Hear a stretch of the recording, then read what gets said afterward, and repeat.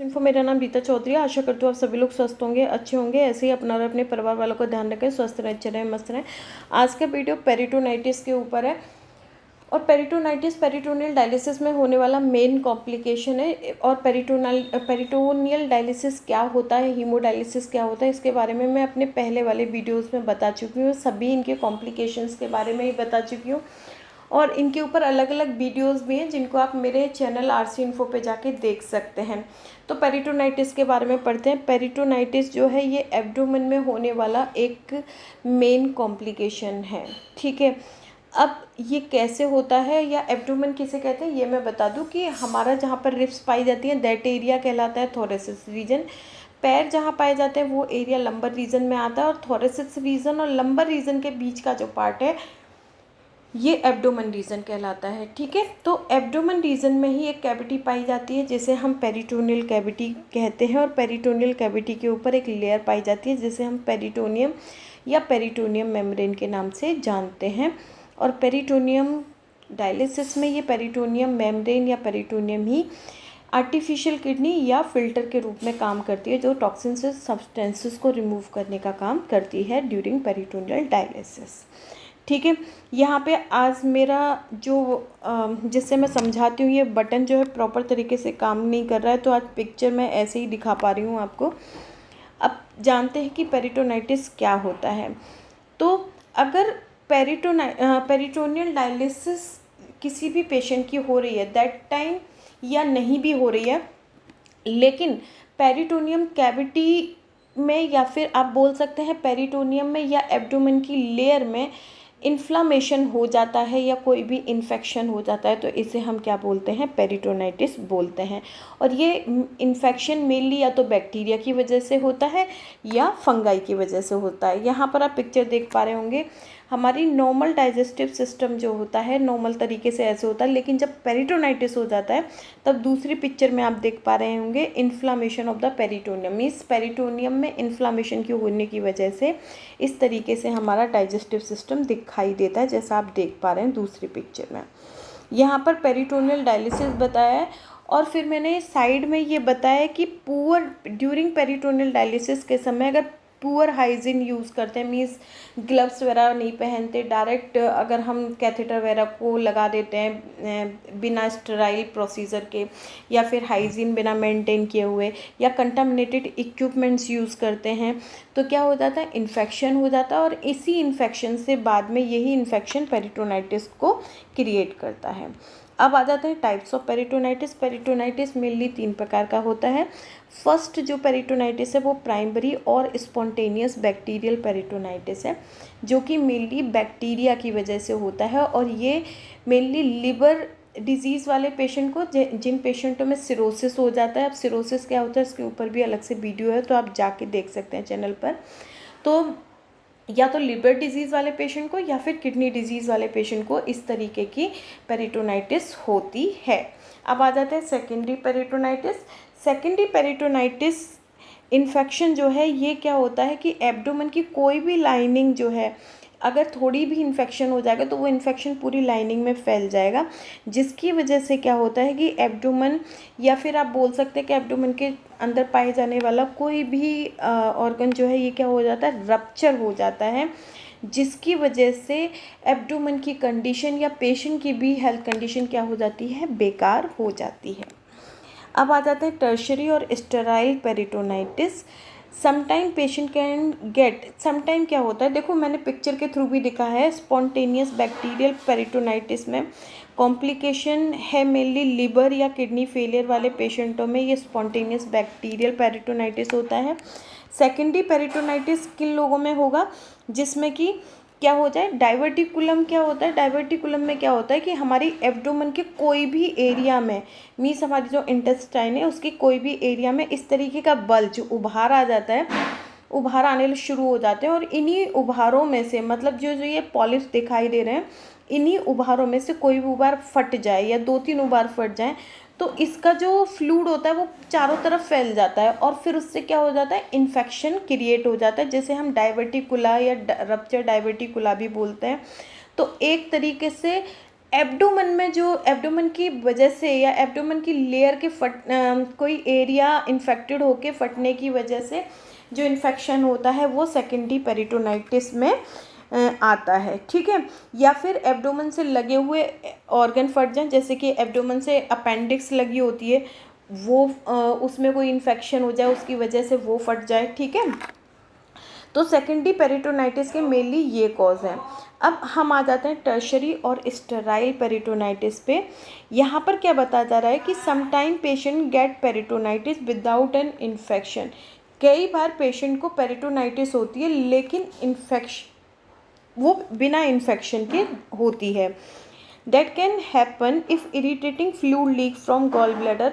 और ये कब होगी, यहाँ पर क्या होता है कि कोई इन्फेक्शन नहीं होगा लेकिन ये होती किसकी वजह से, जब गॉल ब्लैडर में से या पैनक्रियाज में से या स्टमक में से या बॉडी के किसी पार्ट में से लीकेज होना शुरू हो जाए, मीन्स फ्लूइड आना शुरू हो जाए, इसे हम बोलते हैं टर्शरी और sterile peritonitis. It is an also called chemical peritonitis. इससे हम केमिकल पेरिटोनाइटिस के नाम से भी जानते हैं। इसकी पिक्चर भी मैंने यहाँ पर शो कर रखी है, अगर आप देख पा रहे हो। यहाँ पर देख पा रहे होंगे लिवर का है, रीनल फेलियर का है, ये सारी टर्शरी और हम बोल सकते हैं स्टेराइल पेरिटोनाइटिस की पिक्चर है। Now come to sign and symptoms. क्या होते हैं पेरिटोनाइटिस हो जाता है तब, जिन लोगों को पेरिटोनाइटिस हो जाता है उनको बेली में क्या होता है, थोड़ा टाइट फील होता है, बेली पेन होता है, थोड़ा ब्लॉटिंग होगा और पेट भारी भारी सा लगेगा, फीवर हो जाता है, स्टमक और वोमिटिंग हो, स्टमक पेन रहेगा या कब्ज जैसा फील होगा या वोमिटिंग हो सकती है, एपिटाइट हो सकता है, भूख कम लगेगी, डायरिया हो सकता है, यूरिन की मात्रा कम हो सकती है, प्यास लगना शुरू हो सकता है, स्टूल और गैस प्रॉपर तरीके से पास ना हो या बिल्कुल ही पास ना हो, ठीक है। टायर्ड फील करेगा ऐसा पेशेंट, कन्फ्यूज़न हो जाएगा, कन्फ्यूज़न होना शुरू हो जाएगा, यूरिन का कलर भी चेंज हो जाता है यहाँ पे, और यूरिन में वाइट फ्लैक्स भी आना शुरू हो जाते हैं। और यहाँ पर बोल सकते हैं urine has stain and clumps in it. इसमें क्लम्स भी आना शुरू हो जाते हैं, यूरिन में एक अलग तरह की स्मेल भी आना शुरू हो जाती है, ठीक है। Change colour and painful specially the around of patient catheter, ठीक है। और जब यूरिन का कलर में चेंज होना शुरू हो जाता है तो क्या हो जाता है कि ये इंडिकेट करता है कि पेशेंट के कैथेटर की तरफ कहीं मतलब पेनफुल भी होगा और कहीं ना कहीं इन्फेक्शन है। यहाँ पर मैंने कुछ साइन एंड सिम्टम्स को पिक्चर के थ्रू भी शो किया हुआ है, तो आप ये पिक्चर्स भी देख सकते हैं, ठीक है। नाउ आते हैं कॉम्प्लिकेशन ऑफ पेरिटोनाइटिस। पेरिटोनाइटिस के कॉम्प्लिकेशन क्या होते हैं, अगर पेरिटोनाइटिस को हम ट्रीट नहीं करते टाइम से, मीन्स जैसे प्राइमरी है, सेकेंडरी है, टर्शरी है, इन पेरिटोनाइटिस को अगर समय पे ट्रीट ना किया जाए तो पेशेंट को क्या हो जाता है, सेप्सिस हो जाता है, जो कि बहुत ही ज़्यादा डेंजरस है, मतलब ख़तरनाक है, ठीक है। It can cause shock, organ failure and death. कई बार इस सेप्सिस की वजह से पेशेंट को शॉक हो जाता है, ऑर्गन फेलियर हो जाता है, मल्टीपल ऑर्गन फेलियर हो जाता है और डेथ भी हो जाती है। अब मेन कॉम्प्लिकेशन क्या होते हैं पेरिटोनाइटिस के, हेपेटिक एंसेफेलोपैथी। देखो it is in hepatic encephalopathy में क्या होता है, it is a loss of brain function and that occur when the liver can longer remove. ये होता कब है, हेपेटिक एंसेफेलोपैथी में क्या होता है, इसमें जो लिवर है वो बहुत समय तक टॉक्सिन सब्सटेंसेस को क्या करता है, निकाल नहीं पाता, जिसकी वजह से ब्रेन की जो मेमोरी है वो क्या हो जाती है, लॉस हो जाती है, वो अपना काम करना बंद कर देता है। फिर आता है हिपेटोरीनल सिंड्रोम। इसमें क्या होता है कि प्रोग्रेसिव किडनी फेलियर होता है, साथ के साथ यहाँ पर एडवांस लिवर डिजीज़ भी इसमें हो जाती है, मीन्स किडनी भी फेल हो रही है, साथ के साथ लिवर डिजीज़ भी हो रही है। सेप्सिस, जैसा मैंने आपको बताया, अगर पेरिटोनाइटिस को समय पे नहीं चेक किया जाएगा या ट्रीटमेंट नहीं लिया जाएगा तो सेप्सिस हो जाता है पेशेंट को। अब दूसरे इसके कॉम्प्लिकेशन क्या हैं पेरिटोनाइटिस के, ये तो नॉर्मल से, दूसरे कॉम्प्लिकेशन क्या हैं कि एब्डोमेन में एब्सिस बन जाते हैं। एब्सिस के ऊपर भी अलग से वीडियो है तो प्लीज़ आप वहाँ जाके देखें। वोवल फील होते हैं एब्डोमेन में, ठीक है। साथ के साथ क्या होगा, फिब्रोसिस हो जाते हैं टिश्यूज़ में, एब्डोमेन में। साथ के साथ एब्डोमिनल ऑर्गन में क्या हो जाए, ब्लॉकेज हो जाते हैं और बॉवल्स फील होते हैं। सेप्टिक शॉक भी आना शुरू हो जाते हैं कई बार पेशेंट को पेरिटोनाइटिस की वजह से। कॉजेज़ क्या होते हैं पेरिटोनाइटिस के, तो abdominal injury, wounds such as surgical wounds जो होते हैं उसकी वजह से पेरिटोनाइटिस हो जाता है। रप्चर अपेंडिक्स की वजह से हो जाता है। स्टमक अल्सर की वजह से हो जाता है। परफोरेटेड कोलन की वजह से भी कई बार पेरिटोनाइटिस हो जाता है। गॉल ब्लैडर, इंटेस्टाइन या ब्लड में इन्फेक्शन होता है तब भी पेरिटोनाइटिस हो जाएगा। पेल्विक इन्फ्लामेटरी डिजीज़ की वजह से भी पेरिटोनाइटिस हो जाता है। लिवर डिजीज जैसे सिरोसिस वगैरह होता है तो उसकी वजह से भी। और डाइवर्टिकुलाइटिस का मैंने अभी बताया था आपको, इस तरीके से बल्ज आ जाता है, उभार आ जाता है इंटेस्टाइन में। और यही उभार एक नहीं कई सारे भी आ जाते हैं, और इनमें से अगर एक भी उभार फटता है तो जो फ्लूइड होता है वो पूरे एब्डोमेन में फैल जाता है, जिसकी वजह से एब्डोमेन में इन्फेक्शन हो जाता है। और यही इन्फेक्शन धीरे धीरे नीचे से ऊपर पहुंच जाता है लेयर में, और ये पेरिटोनाइटिस को कॉज करता है। ये सारे हमारे डाइवर्टिकुलिटिस के ऊपर पिक्चर हैं जिसे आप देख सकते हैं, जो कि मैंने गूगल से उठाई हुई है। इसके अलावा जो मेन कॉजेज़ हैं, पेनक्रियाटिस मीन्स इन्फ्लामेशन हो जाता है पेनक्रियाज में या पेनक्रियाटिक ग्लैंड में, जिसकी वजह से यहाँ से लीकेज वगैरह भी रहता है। लिवर डिजीज़ की वजह से भी। क्रोहन डिजीज़ जो होती है, अब क्रोहन डिजीज़ क्या होती है, क्रोनिक इन्फ्लामेटरी बोवल डिजीज़ है। यहाँ पे क्या होता है, जो गैस्ट्रो मतलब स्टमक और इंटेस्टाइन की जो ट्रैक्ट है वो क्या हो जाती है, वो माउथ से लेके एनस तक क्या हो जाएगी, इन्फ्लाम्ड हो जाएगी। ठीक है।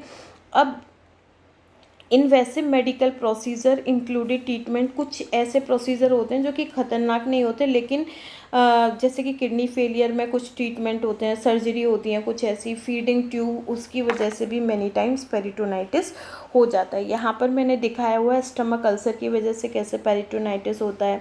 रप्चर अपेंडिक्स, ये जो एक अलग से जो आपको दिख रहा है स्ट्रक्चर गोले में, वो अपेंडिक्स है। तो अपेंडिक्स फट जाता है तो इसका भी फ्लूइड बाहर आ जाता है एब्डोमेन में, जिसकी वजह से भी पेरिटोनाइटिस हो जाता है। फिर आप लिवर सिरोसिस में, हमारा नॉर्मल लिवर कैसे दिखता है और सिरोसिस हो जाता है तो पूरा लिवर ख़राब हो जाता है, उसकी वजह से भी पेरिटोनाइटिस हो जाता है। और पेनक्रियाटिस मीन्स पेनक्रियाटिक डक्ट जो होती है वो किसी भी वजह से इन्फ्लेम्ड हो जाए, फ्लूइड सिक्रीट हो जाए, तो उसकी वजह से भी पेरिटोनाइटिस होता है। डायग्नोज कैसे करेंगे, डायग्नोज करने के कई सारे तरीके हैं, जैसे ब्लड टेस्ट करके हम इन्फेक्शन को देख सकते हैं और इन्फ्लामेशन को देख सकते हैं। इमेजिन टेस्ट, जैसे कि एक्सरे करवा सकते हैं पेशेंट का, सिटी स्कैन करवा सकते हैं कि कहाँ से कोई फ्लूइड लीकेज हो रहा है या होल हो रहा है, या डाइजेस्टिव ट्रैक्ट में प्रॉब्लम है, या डाइजेस्टिव ट्रैक्ट फटी हुई है जिसकी वजह से कोई मतलब लीकेज वगैरह है या कोई इन्फेक्शन है, तो हम एक्सरे वगैरह से भी ये चेक कर सकते हैं। साथ के साथ ये जो फोर्थ है एक्सप्लोरेटरी सर्जरी, ठीक है, इसके थ्रू भी हम पेरिटोनाइटिस की प्रॉब्लम को शॉर्ट आउट कर सकते, मतलब देख सकते हैं कि क्या कॉज है। नेक्स्ट यहाँ पर मैंने एक दिया हुआ है पेरिटोनियल इक्विलिब्रियम टेस्ट। ये बहुत ज़्यादा एग्जाम में भी पूछा जाता है कि which test prefer for the peritonitis, तो peritoneum equilibrium test prefer for the peritonitis.